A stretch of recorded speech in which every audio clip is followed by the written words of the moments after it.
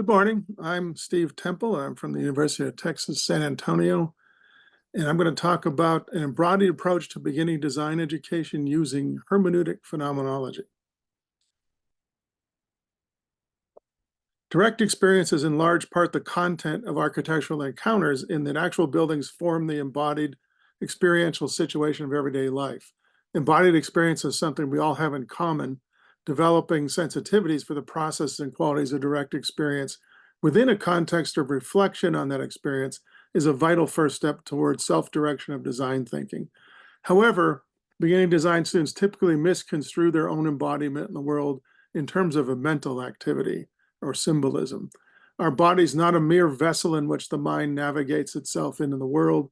The human being is an embodied consciousness and is given the world as a result of the active sentience of being within that world. This presentation will present a beginning design pedagogy structured to be consistent with the philosophy of phenomenology that situates embodiment as primary to learning design. The spatial body is a fundamental aspect within the experience of the built environment. This contrasts with much of present-day design pedagogies which favor methodologies that downplay embodiment in favor of teaching through abstract means that intend teaching only to cognitive abilities. Learning design by purposely engaging through embodiment in acts of making internalizes knowledge through direct experience as a ground for the abstractions encountered in later curricular design learning experiences, and does so as a foundation for the relation of people to buildings. This pedagogy employs a hermeneutic phenomenology to build sensitivities for the processes and qualities of material experience as a context for mere abstract design thinking. In so doing, this pedagogy enables a higher level awareness of students' propensities for engagement amid the raising of questions for themselves, amid a realization of self-initiation of their own development as designers. Phenomenological hermeneutic research is conducted through an empirical collecting of experiences and reflective analysis of those meanings. Phenomenological hermeneutics typically starts with curiosity about what it's like for a person to have a particular experience, followed by reflective dialogue about that experience. The intent is to pursue something from a truly reflective awareness, enabling the full complexity of the task at hand to be taken into consideration. Situating hermeneutics in design studio education involves students in the art and methodology of the interpretation of ideas amid a developing understanding of the validity of those ideas.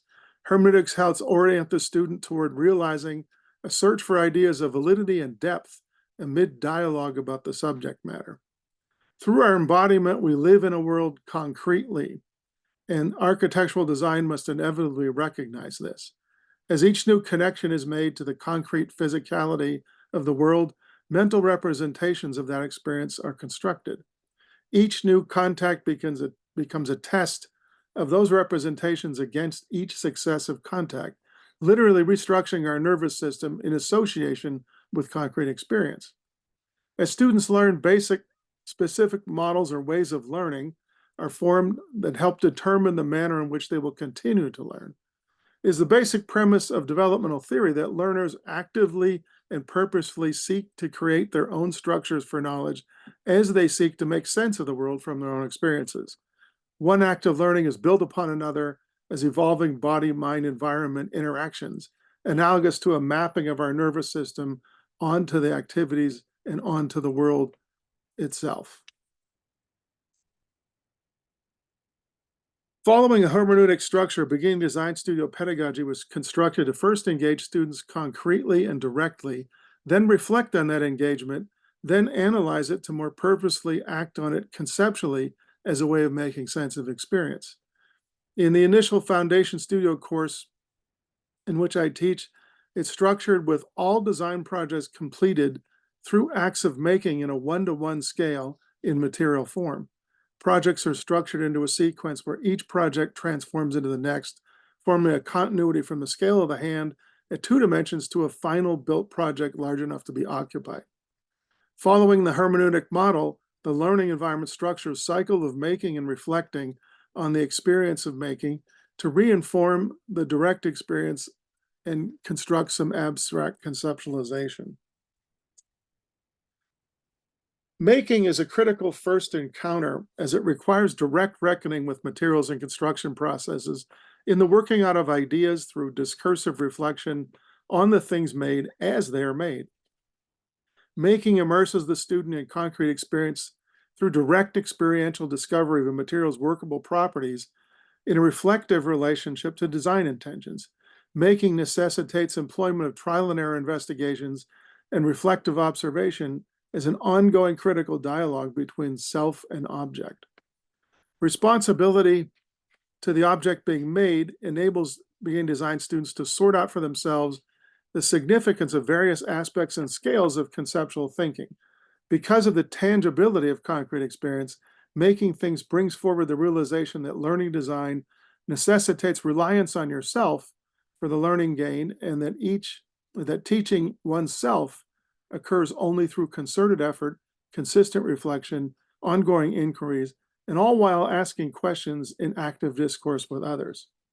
Engaging in making constructs a transforming awareness of self-reliance as a habit of work, and as such becomes a reciprocal measure of self-development within both the piece being made and within the consciousness of the maker. Projects over the semester were structured as reflective forms of embodiment to inform each stage of the project sequence within the immediacy of perceptual experience itself.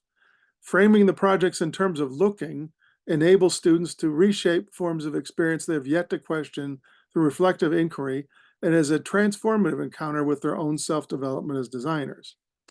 So it starts with looking and acting just as kind of one activity. Moving to pattern is looking at something reflectively, kind of from a distance.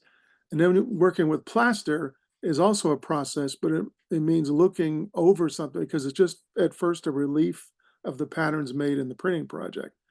Then the second part of that is to make plaster connect with mass and space. Sorry for the spelling error. So we look into the space created in between the masses. And then we build that out of wood frames and we look through those frames. And then we look within the frames at some point when we put panels on them because it contains space. Then finally, we do a body project as a preliminary to a full-scale project in which we can actually walk through the object. And instead of just looking at it, we look from it. The first project is called The Place for a Rock, and students were introduced to design in the first 5 minutes of the first day of class by making a place for a rock with a piece of tie wire and no tools. The reflective discussion of the finished projects reveals aspects considered in making design decisions, lack of attention to workmanship, student preconceptions, and an actual subversion of the idea of observation that defined the process of design as kind of invention versus discovery. This is normal to the uninitiated design student. It's really pointed out the first day. A follow-up project substituted paper for wire without using glue while retaining the design concept of the initial wire version. Reflective discussion explored the nature of design actions, both conceptual and material, and the effect of workmanship on decision-making. Students were then asked to draw a pictorial drawing of their own project. However, with little drawing experience, students typically drew portraits of their design as an object, kind of like you see it in these pictures. The next project in the sequence was to make a print from a pattern, developing a pattern from a geometric beginning. Developing a design project necessitates many iterations and trial and error explorations until a creative conceptual focus begins to guide design decision-making. Students transformed their drawing of the rock project into an integration of the geometries of its form into a regulating geometrical armature derived from the geometries of the original rectangle to establish the basis for constructing a conceptual ink block print from a simple value drawing. So they start with a drawing on the upper left as a kind of geometric structure, then they do a value drawing of that and fill it in, and you can see the variations of the value drawing here. Then they make a chipboard print block and print multiple versions of that just to kind of see what happens. And then they do a linoleum print after they can change the pattern a little bit to make a multi-print. And the multi-print has lots of other things going on other than kind of what they intended maybe in the first iteration. And that's kind of the point. The emergent patterns are discovered in visual engagement, reveal issues such as depth, layering, continuity, space that became key to raising questions about steps to take in each successive stage of the printing process in order to develop the large multi-print. The necessity of workmanship was a critical aspect linking ideas and their realization in material. Good workmanship is typically achieved by first making a mess, then realizing that messiness interferes with effective printing processes. Focusing on workmanship is also a convincing lesson about learning to care about what you're doing, an attribute that's often lacking in beginning students. One well-accomplished final print is expected from a path of design iterations, accomplished by reflective analysis of trial patterns and a composition that presents all the developmental steps, this what you're seeing here. They're able to reflect on these developmental steps and really speak to how they make changes from one to the next, which is always kind of surprising me that they have a dialogue about that. Another reflective purpose in this printing project is to establish design as a series of developmental decisions rather than a moment of inspiration. And I think when they realize how they started this and where they ended, they kind of come to terms with that. I still point it out to them physically. The next project asks to take a piece of that print and analyze its visual layers, continuities, and depth that's suggested in it as a basis for transformation into a molded plaster relief as the first step, which you see on the left. So they're looking beyond the ink to transform a pattern into raised layers, to develop geometries and learn how plaster molds operate as reversals. Working to make a plaster mold as an extension of the geometries of the print causes greater recognition of the value of an underlying geometric regulator of the work, an aspect critical to architectural design and the emergence of space. Reflecting on the emerging plaster forms revealed that design is engagement in relationships between object and space within the three-dimensional form similar to buildings. As you see on the right, they look like buildings. And we talk a lot about the spaces between mass and space. So it's mass-space relationships. We set all these on a table as well and look at them all together and arrange them like a city, and you begin to read spatial relationships between them as well. The project that follows that is to take that three-dimensional object and make a small three-dimensional wooden module out of basswood just directly from that. So instead of making it out of plaster, they make it out of wood, and they realize that the wood has to engage with the edges of things. It just really, you can trace the edges with pieces of wood. Wood has to be taken seriously. We talk a lot about joinery, so that you can't see the joints in these images, but the joinery of wood, lap joints, butt joints, miter joints, so forth, is talked about as a kind of actual aspect of design, not just something you do to join materials. Joints become part of the design. This results in a visual transparency and the emergence of space as a primary aspect of design. You can see the frame and space together here. The frame makes the space. As students reflectively peer into their frames, it also suggests different ordering systems of space. And this effect became more evident in the next step as chipboard panels are positioned on the frames to conceptually redefine spatial relationships. Reflecting on these structures, students reported seeing in the architectural world things they never noticed before, which is indicative of personal self-development, self-transformation. And I like to point out how similar this is to what real buildings do, of course, because we build buildings with frames and we put panels on those frames and we try and make spaces from those systems. They start looking around as a result. The next project takes the lessons from the previous projects. Oops, sorry, it went forward. We wanted to do a project where they worked with their body in space, and implicit in the body is an active movement, time, and the space surrounding the body, which are specific to a particular body and its transfigured projection into space. The Bauhaus served as a precedent. This is the triadic ballet and the slat dance, part of the Bauhaus dancing business, but they were trying to make a relationship between the body and space in the Bauhaus. And we just started with that as a kind of way to develop a dialogue between the faculty about what this project could be. Now it's not going to move, huh? Isn't that nice? There. The Body project necessitated design of a choreography of kinesthetic movements that both defined and celebrated communication of the body with space and as an exploration of the role of the body in communication with the physical environment. So we kind of took up with what the Bauhaus did with a pair of students and trying to make a dialogue between them in space. And we showed them some Bauhaus work a little bit. And they kind of just mimicked that. The challenge of this project was this became kind of theatrical. So we moved to another version of this where we took it much more literally, and we took Merleau-Ponty literally here. The space of interaction is a reflection of the characteristics of the space of the object.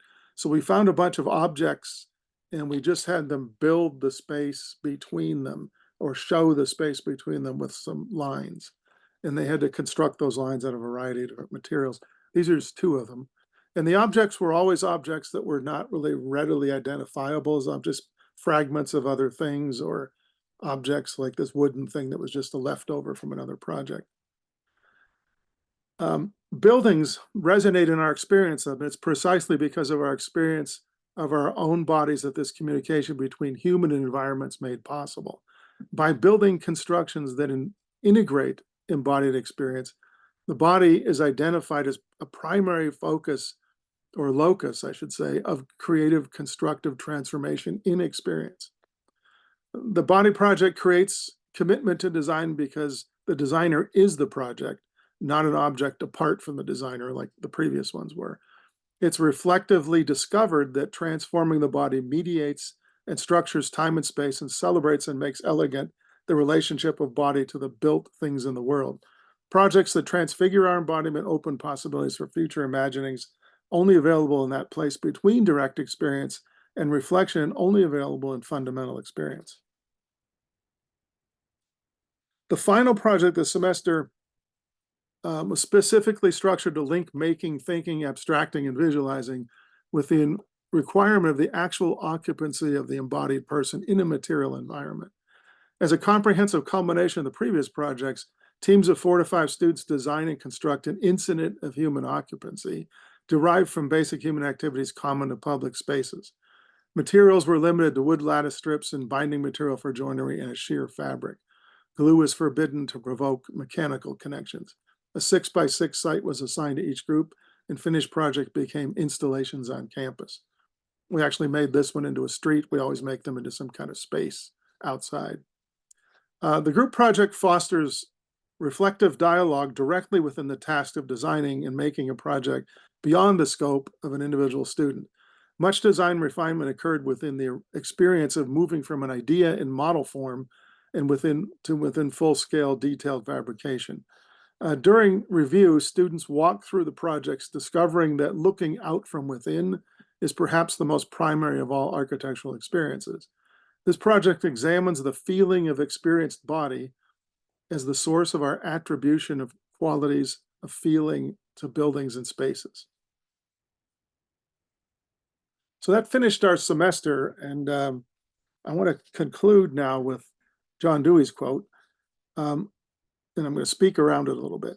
We are physical beings. The world is physical, and we are within it. We are not our minds alone. We are an embodied mind, and the body is more significant an experience than we believe it to be. Design pedagogy that can reacquaint beginning students with their embodiment in the actual physical world acknowledges and can build on this. Reflective thought is abstract.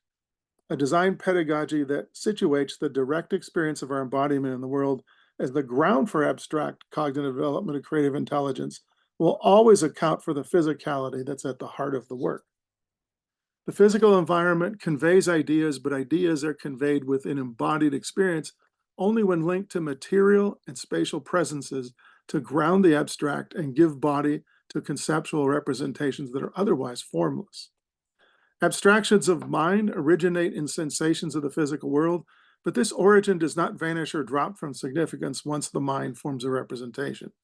As a foundational experience for design education, learning exercises that are principally abstract in nature disassociate designing from embodied experience and may lead a student to believe that the value of their work, and maybe the value of the built environment also, lies principally in representational or fully abstract content. Experiential content becomes devalued, marginalized, subverted, or even forgotten. To the contrary, a pedagogical model for beginning design studio education based on phenomenological hermeneutics pairs making and reflective thinking as complementary operations. Utilizing direct material experience as a basis for design learning locates abstract content by way of each student's own reflection, experience, discovery, and surprise. Importantly, direct experience and reflection upon it ultimately places the student in charge of their own learning through dialogue with the self through reflection.